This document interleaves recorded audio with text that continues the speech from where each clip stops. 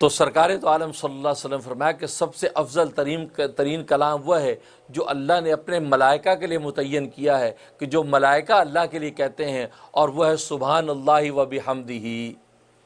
سبحان اللہ و بحمدہ، یہ جو کلام ہے یہ اللہ تبارک و تعالیٰ کے نزدیک سب سے افضل ترین کلام ہے، اور اللہ نے یہ کلام اپنے فرشتوں کو دے رکھا ہے، اور فرمایا کہ اس کلام کے ذریعے سے اللہ تبارک و تعالیٰ مخلوق میں رزق تقسیم کرتے ہیں۔ اس لیے اس کو تسبیح کرو بیاں کہتے ہیں، یعنی ملائکہ کی تسبیح، سبحان اللہ و بحمدہ، یہ ملائکہ کی تسبیح ہے، اور اس سے رزق کے دروازے کھلتے ہیں۔ اگر کوئی چاہتا ہے کہ رزق کی فراوانی ہو جائے اور کشادہ رزق حلال ملے، تو سبحان اللہ و بحمدہ کی کثرت سے جب تسبیح کرتا ہے تو اللہ تبارک و تعالی اس کے لیے رزق کے دروازے کھول دیتے ہیں۔ تو دیکھیے یہاں پر تسبیح، اسے نبی نے فرمایا افضل ترین کلام اللہ کے نزدیک تسبیح والا کلام، یعنی سبحان اللہ و بحمدہ۔ اس لیے ملائکہ نے بھی یہاں پر جب اظہار وفا کیا تو سب سے پہلے وہی تسبیح والی بات کی، وَنَحْنُ نُسَبِّحُ بِحَمْدِكَ، ہم تو تیری تسبیح کرتے ہیں تیری حمد کے ساتھ۔ تو یہ کہا وَنُقَدِّسُ لَكَ، اور تیری پاکی بیان کرتے ہیں۔ تو تسبیح کا ذکر پہلے فرمایا کیونکہ اللہ تبارک و تعالیٰ کو تسبیح بہت پسند ہے، کیونکہ میں نے بتایا کہ تسبیح کا معنی پاکی بیان کرنا، کہ اللہ تبارک و تعالیٰ کو ہر طرح کی عجز سے، شرک سے، کمزوری سے پاک قرار دینا، اور اللہ تبارک و تعالیٰ کو اپنی پاکی بیان کروانا بہت پسند ہے۔ اس لیے ملائکہ نے کہا کہ وَنَحْنُ نُسَبِّحُ بِحَمْدِكَ، ہم تیری تسبیح کرتے ہیں۔ اب یہاں پر ملائکہ نے یہ کہا وَنَحْنُ نُسَبِّحُ بِحَمْدِكَ، ہم تیری پاکی تسبیح بیان کرتے ہیں حمد کے ساتھ، حمد کو ساتھ ذکر فرمایا۔ کیوں؟ اس لیے کہ سبحان اللہ و بحمدہ میں بھی آپ نے دیکھا سبحان اللہ کے بعد و بحمدہ کو ذکر فرمایا۔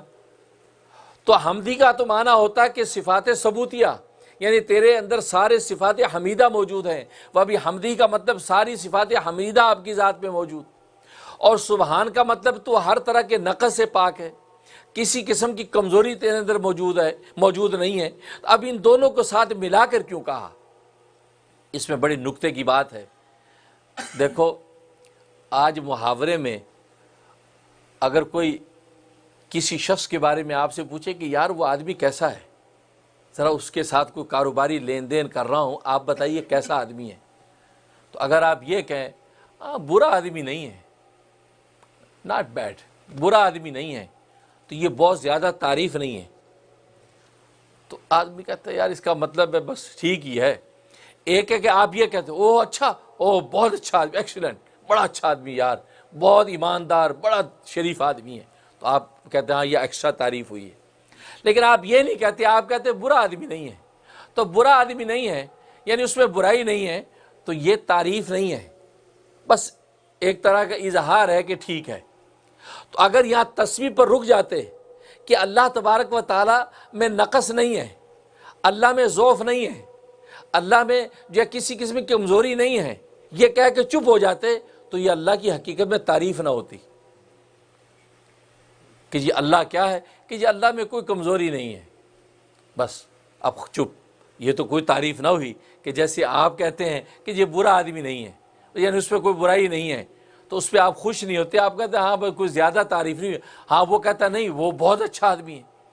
تو اللہ کی جب آپ نے تسبیح کی، آپ نے کہا کہ اللہ میں نقص نہیں ہے، اللہ میں ضعف نہیں ہے، اللہ میں کمزوری نہیں ہے، بس یہ کہہ کے چپ ہو جاتے تو اللہ کی تعریف جیسی کرنی چاہیے ویسی تعریف ہوئی نہیں۔